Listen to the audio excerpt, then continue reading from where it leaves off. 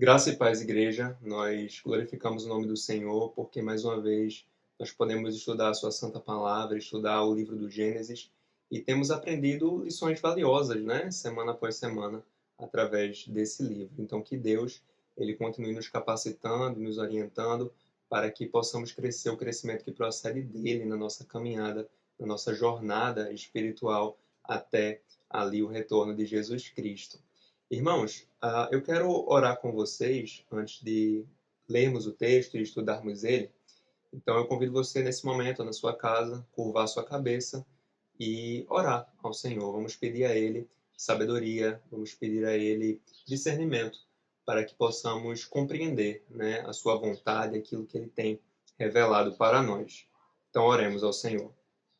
Pai de amor, Pai eterno, glorificado seja o Teu nome. Senhor, muito obrigado por mais uma oportunidade que temos de estudar a Tua Palavra, de meditar nas Sagradas Escrituras. Ela é lâmpada para os nossos pés, luz para o nosso caminho, Senhor. Nos dá entendimento, que o Teu próprio Espírito Santo possa nos conduzir nessa caminhada de mais aprendizado, de mais conhecimento da Tua parte. A Tua Palavra diz que o povo de Israel perecia porque faltava ali o conhecimento. E eu creio o conhecimento da Tua lei, o conhecimento da Tua palavra. Que não sejamos assim, Senhor, que possamos ter sede e fome por conhecer mais de Ti. E o Senhor se revela através da Sua palavra. Muito obrigado por ela, no nome de Jesus Cristo. Amém e amém. Irmãos, nós vamos dar continuidade, né, ao estudo que nós temos feito. Nós já estamos no capítulo 35, né, do livro do Gênesis. E hoje, irmãos, nós vamos ler 2 blocos que vão do versículo 16 até o versículo 19, né? O primeiro bloco, ele vai do versículo 16 até o 22 e tem por título O Nascimento de Benjamim e a Morte de Raquel. E o segundo bloco vai do versículo 23 até o 29 e tem por título Descendentes de Jacó. Como geralmente eu digo, não se preocupem, nós não vamos ler o texto completo, né? São muitos versículos. Nós vamos selecionar aqui os versículos-chave, né? Aquilo que precisamos realmente destacar para compreender tanto a narrativa do Gênesis, mas também a mensagem, né? Que nós estudaremos nesse momento de culto de doutrina, tá bom? Então, só contextualizando rapidamente, né?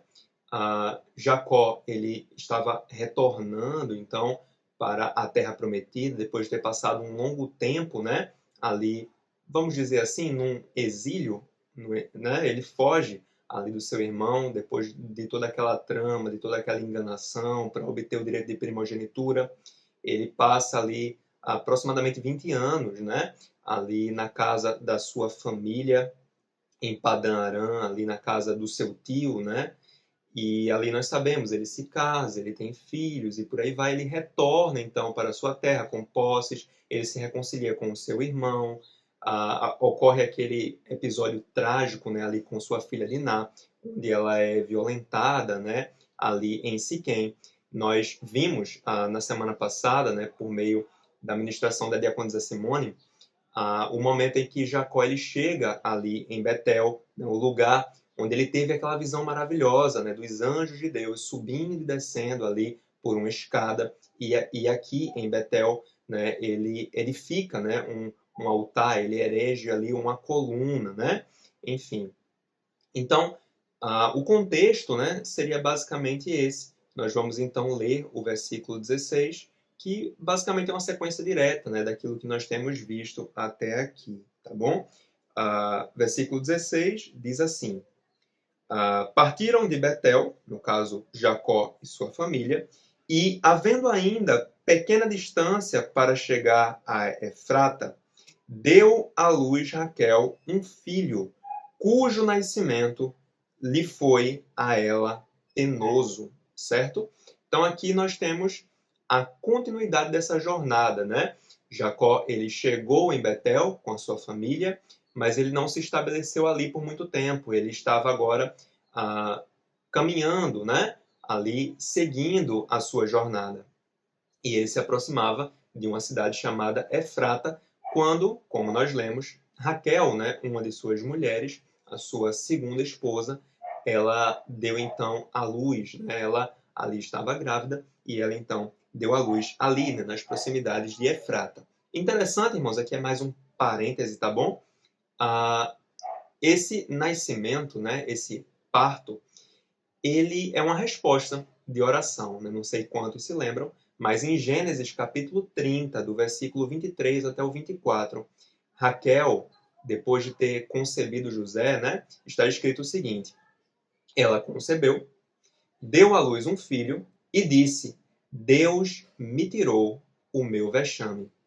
E lhe chamou José, dizendo: Dei-me o Senhor ainda outro filho, né? Isso, como eu falei, em Gênesis capítulo 30, do versículo 23 ao 24, né? Então, quando ela tem ali José, o seu filho primogênito, ela então ora ao Senhor para que Deus concedesse a ela ainda mais um filho. E Deus então ouviu a oração de Raquel, ele atendeu esse pedido, né?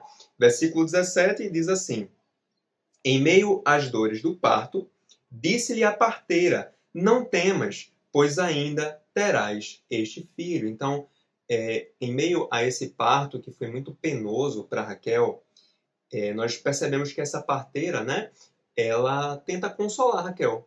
Talvez ela já soubesse que Raquel não sobreviveria ali àquele parto, mas ela tenta trazer um consolo para Raquel, dizendo para ela: olha, você não vai perder o bebê, né?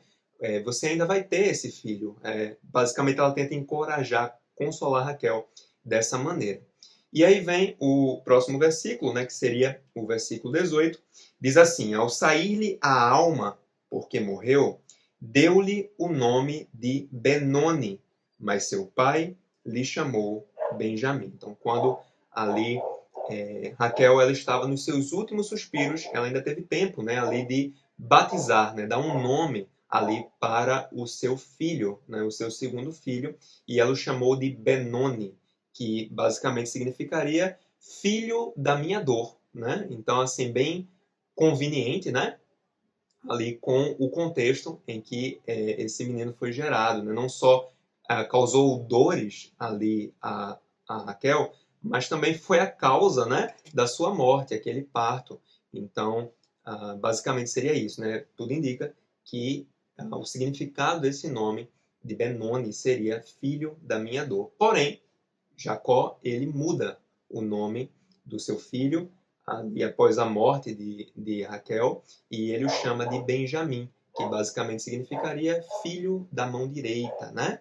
Então ele muda o nome de Benjamim. E aí o versículo 19, irmãos, nós vamos ler até o versículo 21, eles nos apresentam, né, o sepultamento ali de Raquel, né?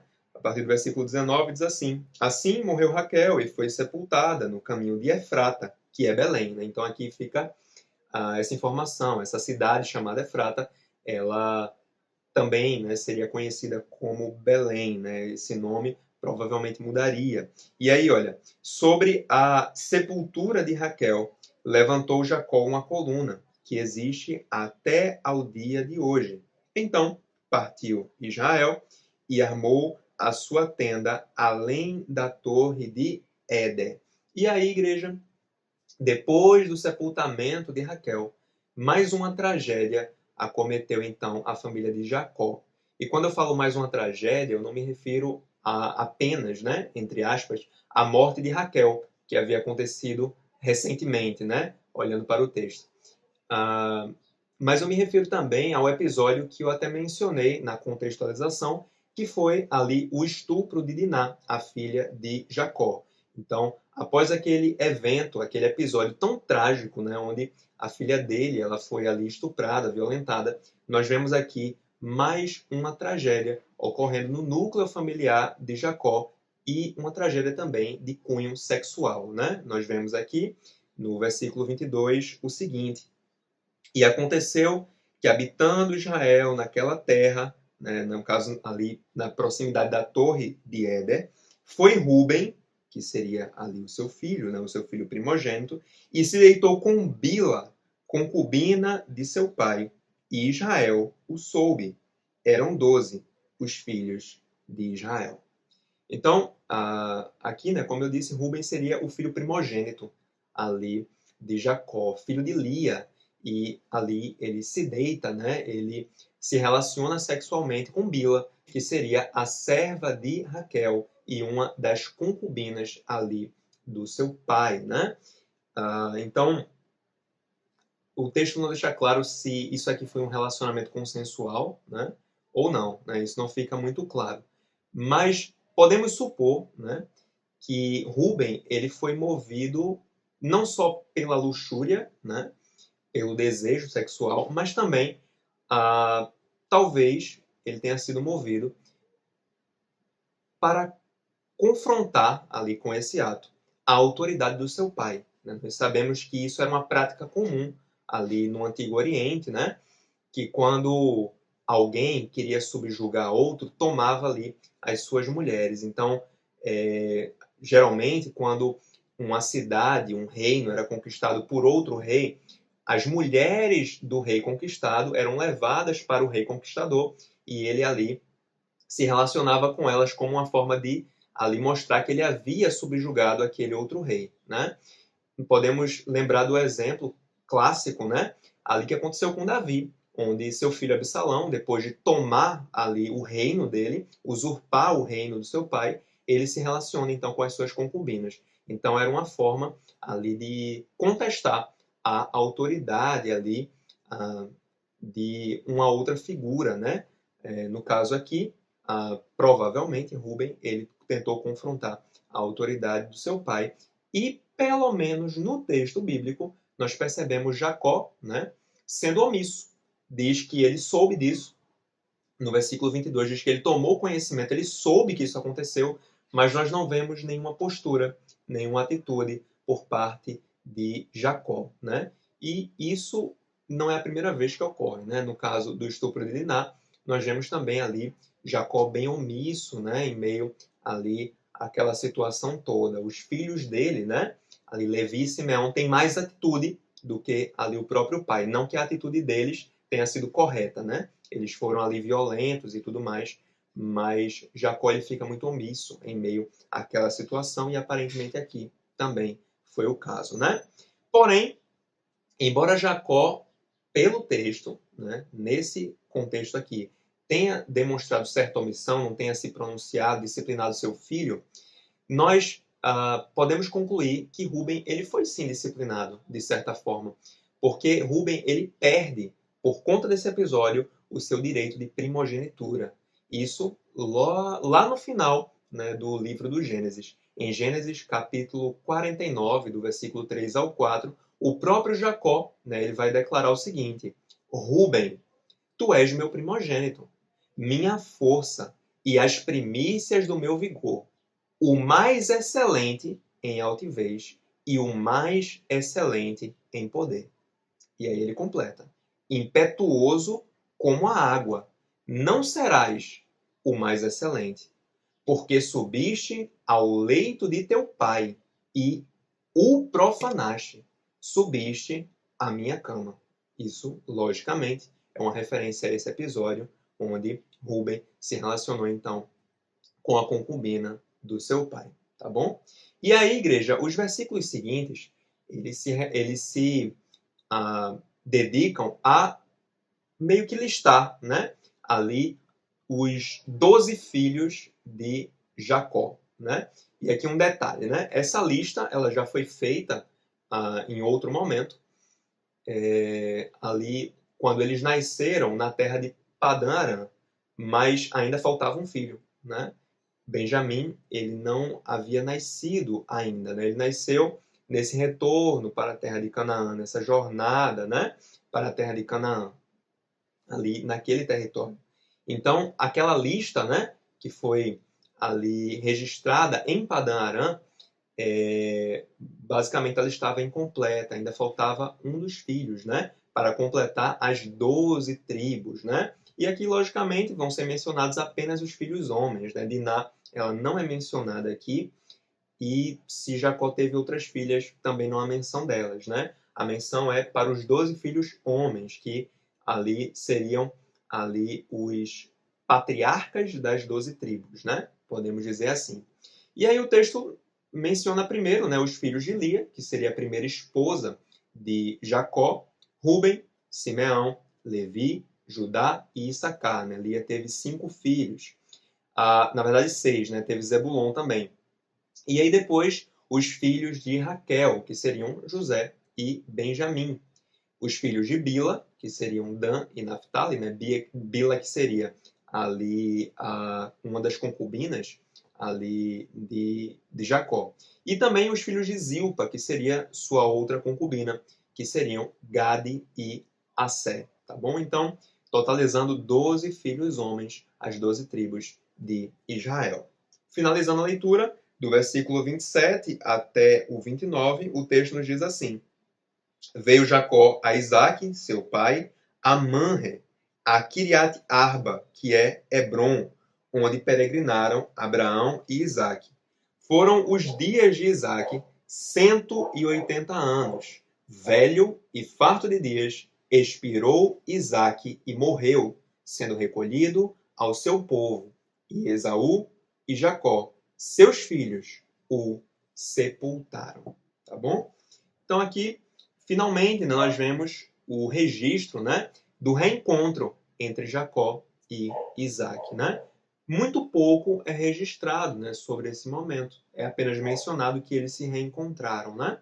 E podemos supor, inclusive, que provavelmente Isaac ele não viveu muito mais tempo depois que ele ali reencontrou o seu filho Jacó. Porque o texto bíblico nos diz que Isaac ele já estava debilitado, né, ali antes mesmo da viagem de Jacó, né, desses 20 anos aproximadamente que ele passou longe do seu pai. Ele já era um homem idoso, debilitado, ele já tinha ali uma visão bem ali complicada, né? Enfim, ele já estava bem debilitado. E interessante aqui é que Rebeca ela não é mencionada, né, em momento algum. Então podemos supor também que talvez Rebeca ela tenha morrido, né, ali no período em que Jacó estava distante ali da casa dos seus pais, né? É provável que ela tenha morrido.